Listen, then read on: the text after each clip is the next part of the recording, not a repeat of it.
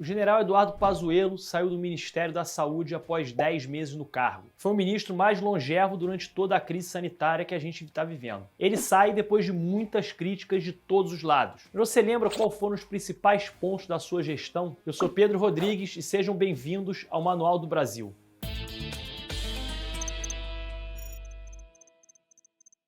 Eduardo Pazuello assumiu a pasta da saúde interinamente após a saída de Nelson Tais, em maio do ano passado. Para quem não lembra, o principal título que Pazuello ostentava era de especialista em logística, mas a verdade se mostrou bem distante dessa qualidade. Mas a gente vai chegar lá. Antes de assumir a pasta, Pazuello teve uma carreira militar de destaque. Se formou na Academia Militar das Agulhas Negras, assim como o presidente Bolsonaro. No Exército, dirigiu o Depósito Central de Munição, atuou na coordenação das tropas do Exército nos Jogos Olímpicos de 2016 e coordenou a Operação Acolhida, que cuida de refugiados da Venezuela em Roraima. Apesar de ter, sim, alguma experiência administrativa, ele teve longe de ser um especialista em logística, ainda mais na área da saúde, onde atuou inicialmente como secretário executivo do Ministério da Saúde pelo ex-ministro da Saúde, Nelson Tais, antes de assumir a pasta interinamente e depois definitivamente. Mas se Pazuello não era tudo isso, por que ele foi escolhido? E a resposta é muito simples. Ele tinha uma das características mais importantes para o presidente Bolsonaro. Ele sabia cumprir ordens sem questionar. Isso ficou claro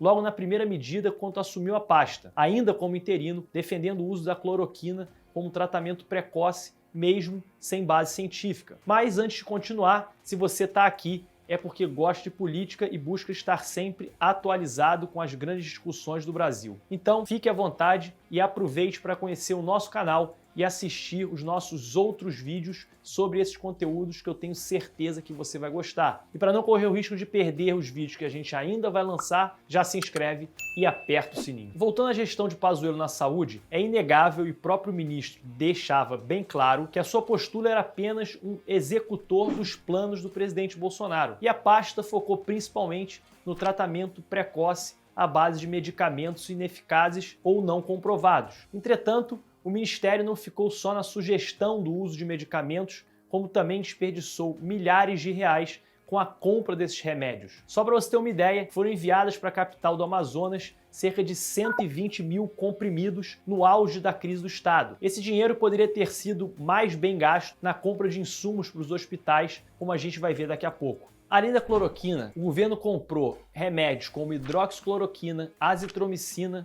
ivermectina, dentre outros. Todos remédios que, além da eficácia questionável contra a Covid-19, ainda poderiam causar uma série de efeitos colaterais quando não administrados por um médico. O ápice dessa política foi em janeiro de 2020, quando o Ministério da Saúde lançou um aplicativo de uso restrito a médicos que indicava esses mesmos remédios para qualquer cenário de Covid, incluindo crianças. Claro que dias depois o aplicativo saiu do ar. Essa política ineficaz que desperdiçou recursos e tempo do Ministério levou Pazuello a se tornar alvo de inquéritos que investigam essas compras e distribuições de remédios. Ainda falando sobre logística, afinal, a gente está falando do especialista em logística, a gestão Pazuello foi marcada justamente pela falta de coordenação nessa área. O Ministério não conseguiu coordenar de forma eficaz o envio de diversos insumos para os estados. Um exemplo claro disso foram os quase 10 milhões de testes de Covid que ficaram parados nos estoques do Ministério da Saúde, pois não foram comprados os reagentes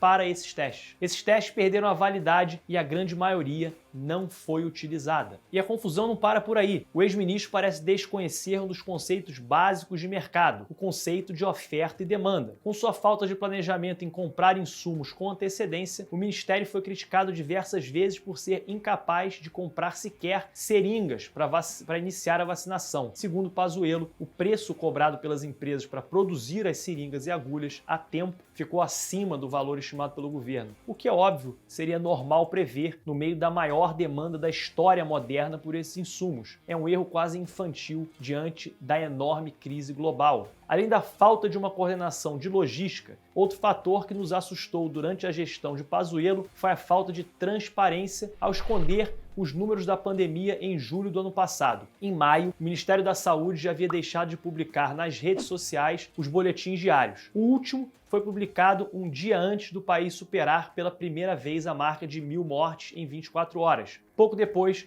os boletins publicados no site da pasta e disponibilizados para a imprensa começaram a sair cada vez mais tarde. Por isso, o site do governo parou de mostrar os números totais de mortes e casos, destacando apenas um suposto número de curados. Essa situação só foi revertida com a intervenção do STF, que ordenou a volta da transparência à pasta. Todos esses ingredientes levaram ao ponto mais dramático da gestão de Pazuello, que foi a crise do oxigênio no Amazonas. Em janeiro, assistimos estarrecidos enquanto Manaus enfrentava o segundo colapso no seu sistema de saúde por causa da pandemia. Mas dessa vez, a crise foi ainda mais grave. Os hospitais estavam superlotados como antes, mas além de leitos, faltavam cilindros de oxigênio. E mesmo depois de conseguirem ser internados, pacientes estavam morrendo asfixiados. Dessa forma, o Amazonas ultrapassou a marca de 10 mil mortes por Covid até o início de fevereiro desse ano. Logo, começou a investigação para entender como Manaus chegou numa situação tão grave. A princípio, o governo informou que o Ministério da Saúde foi informado do problema da falta de oxigênio em 8 de janeiro, mas depois corrigiram, dizendo que o ministro foi informado só no dia 17. Isso contradiz o próprio Pazuello, que disse à imprensa que havia sido notificado no dia 8. O general depois mudou sua versão e disse que não havia sido alertado pela empresa, mas pelo governo do Amazonas. O caso é tão grave que começou uma investigação por suspeita de omissão nos deveres do cargo por não ter tomado ações a tempo de contornar a crise de oxigênio. Desde a abertura do inquérito, novos indícios sobre o que houve nos dias que antecederam o início do colapso do sistema de saúde vieram à tona, evidenciando contradições do Ministério. E foi nesse caso que Pazuello, ao ser questionado sobre a vacina, proferiu a frase que já está no imaginário popular: a vacinação vai começar no dia D, na hora H, no Brasil. A resposta evasiva deixava claro a total falta de planejamento do governo. A verdade é que a vacinação nunca foi prioridade do governo e sequer era considerado até que o governo de São Paulo anunciou que tinha condições de iniciar as vacinações por si só, causando um enorme mal-estar político no governo federal. Esse assunto, por si, já vale um vídeo à parte, mas vamos focar no trabalho do Pazuello. Em dezembro, o ministro apresentou o Plano Nacional de Vacinação só após pressão do STF. O documento recebeu diversas críticas pela sua demora em ser elaborado e por trazer pontos nebulosos. Uma pergunta-chave, por exemplo, não tinha resposta: como seriam adquiridos os insumos para iniciar a vacinação? Isso, atrelado à acusação de falsificação ideológica na produção do documento, levou Pazuello a ser investigado mais uma vez pela Procuradoria-Geral da República. Apesar disso tudo, a vacinação começou em 17 de janeiro de 2021. Foi e está sendo um início conturbado, com atrasos e revisões de prazo e quantidades. No início de março, Pazuello reduziu 5 vezes a previsão de entrega de vacinas no mês. Isso mesmo, 5 vezes. E isso num espaço de 8 dias. Em fevereiro, o governo dizia que iria entregar 49 milhões de doses, mas em março, a realidade foi algo entre 22 e 25 milhões. Todos esses problemas de vacinação são frutos da falta de planejamento e até interesse do governo em avançar com as negociações. A Pfizer, farmacêutica, por exemplo, entrou em contato 3 vezes com o governo brasileiro para tentar vender as doses. A primeira em agosto, mas apenas em 2021 que a pasta resolveu negociar. E agora, é claro, as condições de entrega e valores são bem diferentes. Em janeiro, o governo tentou comprar doses da vacina Oxford da AstraZeneca na Índia. Um avião chegou a ser fretado e adesivado, mas a Índia vetou o envio dos imunizantes de imediato, temendo um efeito negativo na política interna. As doses acabaram sendo liberadas dias depois, mas o constrangimento diplomático causado não será esquecido tão cedo. No final das contas, Pazuello foi responsável pela vacinação da primeira dose de 8% da população até o final da sua gestão. Já a segunda dose foi aplicada em pouco mais de 2%. O Brasil é o 5º no ranking de países com mais doses aplicadas por dia em números absolutos. Entretanto, em números proporcionais, estamos em 46º nessa lista. Cerca de 700 mil injeções por dia, muito abaixo do que seria o ideal para combater de fato a doença. Apesar de tantos erros, Eduardo Pazuello ainda era considerado um nome forte de confiança do governo. Por isso, sua saída, apesar de necessária, foi considerada uma surpresa para muitos analistas. O principal motivo dessa mudança de rumos foi a pressão que o Congresso colocou, que demonstrava descontentamento com as políticas de combate à pandemia. Havia também uma pressão muito grande